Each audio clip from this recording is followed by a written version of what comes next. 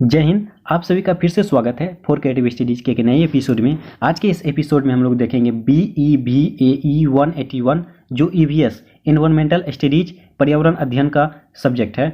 इसमें से एक टॉपिक्स है सतत विकास। उसमें जो ना इस टॉपिक से हर साल 2 से 3 क्वेश्चंस पूछे गए हैं और आगामी परीक्षाओं में भी 2 से 3 क्वेश्चंस पूछे जाने की संभावनाएं बनती है और पूछे जाते ही हैं। तो ये सेशन आप सभी के लिए काफ़ी ज़्यादा महत्वपूर्ण साबित होगी और जो भी स्टूडेंट इग्नू के फर्स्ट ईयर के स्टूडेंट हैं उसके लिए तो इम्पोर्टेंट है ही। इसके अलावा यदि कोई भी स्टूडेंट जो सिविल सर्विसेज की प्रिपरेशन करते हैं, जैसे कि UPSC हो गया, आप स्टेट PCS, कोई भी स्टेट PCS हो, इसकी प्रिपरेशन करते हैं तो उनके लिए भी ये सेशन काफ़ी ज़्यादा महत्वपूर्ण है। ओके, जो सिविल सर्विसेज की तैयारी करते हैं उसको पता ही होगा कि इन्वायरमेंटल स्टडीज यानी सस्टेनेबल डेवलपमेंट जो आपके UPSC के GS पेपर 3rd में दिया गया है, जो काफ़ी ज़्यादा महत्वपूर्ण योगदान निभाती है। ठीक है, और उसके बाद आपके ये सब इसलिए मैं बताना चाह रहा हूँ ताकि आप सभी को समझ में आ जाए कि इग्नू के जो कंटेंट होती है वो UPSC में सीधा डायरेक्टली मतलब लाभदायक होती है। आप यदि कोई भी सब्जेक्ट में आप पढ़ रहे हो, बैचलर डिग्री के हो, वो सारे के सारे जो है सिविल सर्विसेज की सब्जेक्ट को दिया गया है। आप अपने जितने भी सब्जेक्ट हैं उसको अच्छे तरीके से पढ़िए। आप सिविल सर्विसेज में आपको काफ़ी ज़्यादा मदद होगी। ठीक है, पर्सनली मैंने इसको पढ़ा है और इसको मैंने जाना है। ठीक है, तो इसलिए आप सबों को मैं बताना चाह रहा हूँ। ठीक है, तो ये GS पेपर 3rd के है। ओके, तो ये सेशन काफ़ी ज़्यादा इंपॉर्टेंट होने वाली है और इसका नोट्स सभी तैयार जरूर कीजिएगा। ठीक है, काफ़ी ज़्यादा इंपॉर्टेंट है। उसके बाद चलिए देखते हैं कि EVS जो है आपके फर्स्ट ईयर के एग्जाम में किस तरह से क्वेश्चन पूछे जाते हैं, उसके बारे में पहले चर्चा कर लेता हूं।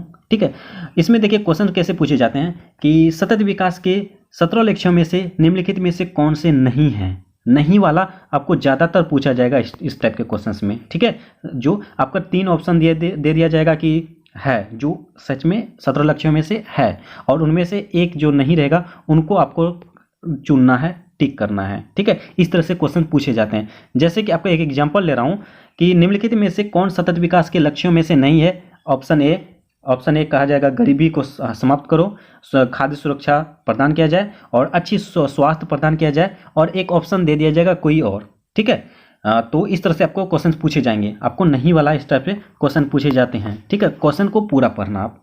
ओके, मैं बार बार नहीं पे फोकस कर रहा हूँ, कहीं ना कहीं ये इंपॉर्टेंट है, ध्यान देने योग्य बातें हैं। ठीक है, तो उसको जरूर देखना। ओके, तो चलिए स्टार्ट करते हैं, देखते हैं सतत विकास के 17 लक्ष्यों के कौन कौन से 17 लक्ष्य हैं और इसका आप नोट्स जरूर तैयार कीजिएगा। मैं स्क्रीन को अच्छे तरीके से स्टॉप कर दूंगा, आप सभी वीडियो को पॉज कीजिए और इसको नोट्स डाउन कीजिए या ना स्क्रीनशॉट लीजिए, जैसे भी आपको सुविधा हो आप अपने इच्छा अनुसार कीजिए, लेकिन इसको जरूर कीजिएगा तैयारी। ठीक है, काफ़ी ज़्यादा इंपॉर्टेंट है।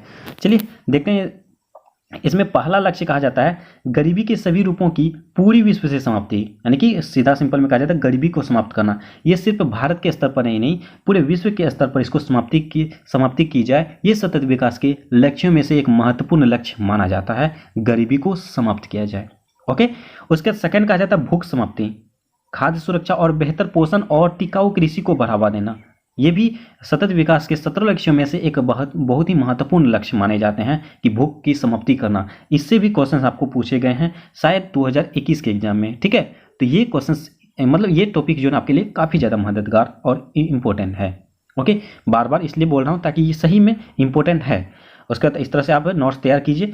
और अगला कहा जा रहा है सभी उम्र के लोगों में स्वास्थ्य सुरक्षा और स्वस्थ को बढ़ावा देना।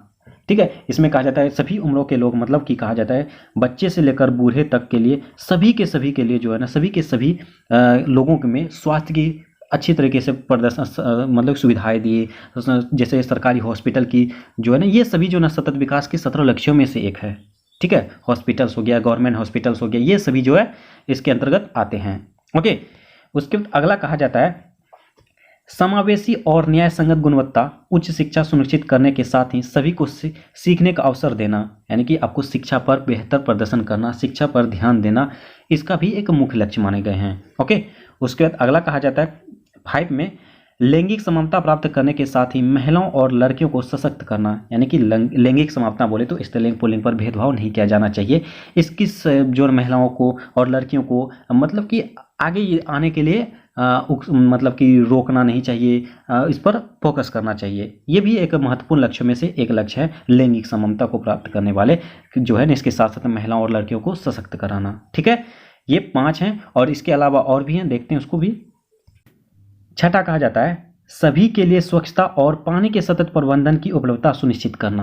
कहा जाता है कि पानी की कमी नहीं होना चाहिए, प्यास से कोई भी नहीं मरना चाहिए। ठीक है, जैसे कि अभी हर गांव मोहल्ला शहर में जो है ना नल टूटियों का प्रयोग किया जा रहा है सरकारों के द्वारा। अभी जो है ना गाँव में ज़्यादा से ज़्यादा फोकस किया जा रहा है कि हर गाँव में जो है ना एक टंकी लगाया जाए ताकि घर घर पानी पहुंचे। तो इसका भी फोकस किया जाता है। सतत विकास के लिए एक लक्ष्यों में से माने गए हैं पानी का प्रबंधन करवाना। ठीक है, और उसके बाद कहा जाता है सस्ती, विश्वसनीय, टिकाऊ और आधुनिक ऊर्जा तक पहुंची सुनिश्चित करना। जैसे कि अभी तकनीकी क्षेत्रों में, आधुनिक ऊर्जा के क्षेत्रों में, जैसे आपका बिजली हो, हर घर बिजली योजना चलाई जा रही है। ये सभी सतत विकास के लक्ष्यों में से एक लक्ष्य माने गए हैं। ठीक है, आपको सभी बातों को ध्यान रखना है। जैसे कि मैंने लिखा सस्ती, विश्वसनीय, टिकाऊ, ये सभी बातों को ध्यान रखना है। आपको इस तरह से ऑब्जेक्टिव में पूछे जाएंगे, कोई एक दे दिया जाएगा, ऐसा नहीं कि पूरा का पूरा दे देगा, ऐसा नहीं होगा। ठीक है, तो ध्यान रखना आपको। ठीक है, मैंने हर चीज़ों को आप सबों के बीच लाया है। ठीक है, आप सभी उसमें से देखना। उसके बाद कहा जाता है 8वां में सभी के लिए निरंतर समावेशी और सतत आर्थिक विकास, पूर्ण और उत्पादक रोजगार और सभी काम को बढ़ावा देना।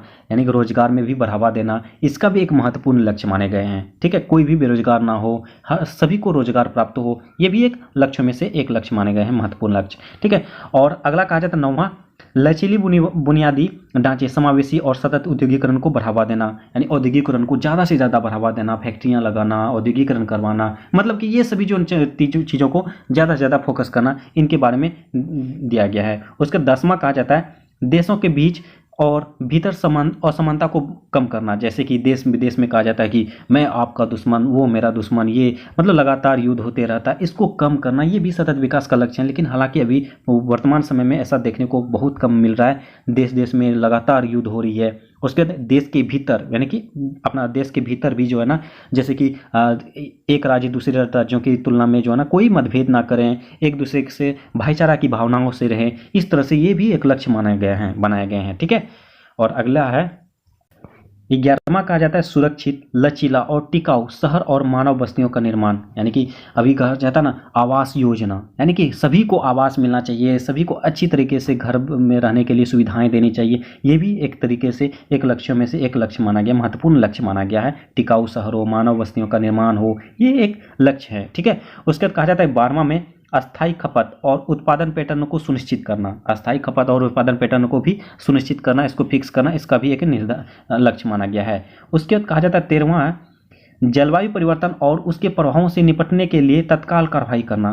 जितने भी जलवायु परिवर्तन हैं, उसके प्रभाव जितने भी जो भी प्रभाव देखने को मिलते हैं, उससे निपटने के लिए, उसको रोकथाम करने के लिए नए नए प्रबंध लागू किया जाए तत्काल। जो भी जिस समय मतलब कि हालात होगी उसके अनुसार उस पर जो कार्रवाई करना, इस पर भी एक महत्वपूर्ण लक्ष्य माना गया है। उसके बाद अगला कहा जाता है अस्थायी सतत विकास के लिए महासागरों, समुद्र और समुद्री संसाधनों का संरक्षण और उपयोग करना। जैसे महासागर हैं, समुद्र हैं, ये सभी चीज़ों को जो है ना संसाधन के तौर पर इसका देखभाल करना, संरक्षण करना, इसकी गंदगी को कम फैलाना और इसका सही सतत उपयोग करना, सदुपयोग करना। ठीक है, ये सभी चीज़ों को इसमें लाया गया है, ऐड किया गया है। उसके बाद अगला कहा जाता है, अगला जैसे कहा जाता है सतत उपयोग को बढ़ावा देने वाले स्थानीय पारिस्थितिक प्रणालियों, सुरक्षित जंगलों और जैव विविधता के बढ़ते नुकसान को रोकने का प्रयास करना। कहा जाएगा कि वनों की कटाई पर रोक लगाया जाए। जैसे अभी सरकार का योजना है ना, वनों पर कटाई पर रोक लगाना चाहिए। अगर कोई वन का बिना जो ना आदेश के, जो ना नोटिस के अगर वन काटते हैं, उस पर कार्रवाई किया जाता है। ये सभी चीज़ें सतत विकास के लक्ष्यों में ऐड किया गया है। ठीक है, और अगला देखते हैं